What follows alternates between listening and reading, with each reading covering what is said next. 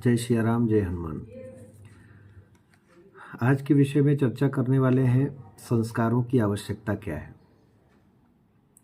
तो आज हमारा समाज इस तरीके से जिस मार्ग पर जा रहा है, संस्कारहीनता आती जा रही है, उसका प्रमुख कारण है कि हमारे भारतीय समाज में जो 16 संस्कार कहे गए हैं, उनमें से एक भी संस्कारों का अच्छी तरीके से न हो पाना।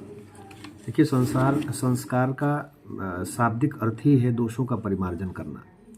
तो जीव के दोषों और कमियों को दूर करके उसे धर्म, अर्थ, काम, मोक्ष, इन चारों पुरुषार्थ योग्य बनाना ही संस्कार करने का प्रमुख उद्देश्य है।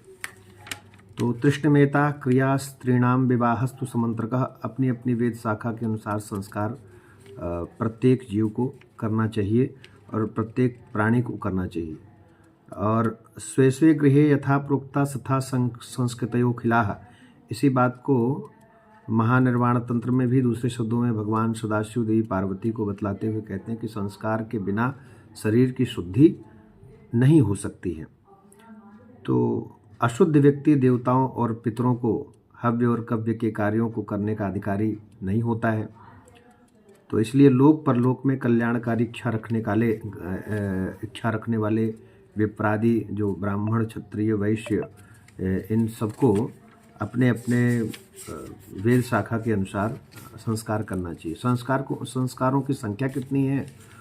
तो संस्कारों की संख्या का जो विधान है वो 16 संस्कार कहे गए हैं, जिनमें पहला संस्कार है गर्भाधान संस्कार, फिर पुंसवन संस्कार आता है, और फिर सीमंतोन्नयन संस्कार आता है, और जो चौथे नंबर पर है उसका नाम है जात कर्म संस्कार। जात कर्म संस्कार के बाद में नामकरण संस्कार है, अन्नप्राशन संस्कार है, और चूड़ाकरण संस्कार है, उपनयन संस्कार है, और उपनयन संस्कार है, ब्रह्मव्रत, वेद व्रत, समावर्तन, विवाह संस्कार है, और आज्ञाधान, दीक्षा, महाव्रत और संन्यास। ये 16 संस्कार कहे गए हैं। तो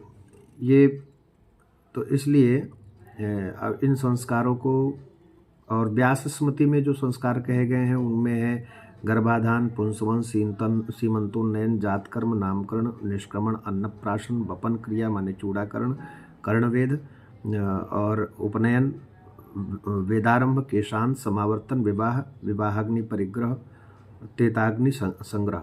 जय सिया राम। ये संस्कारों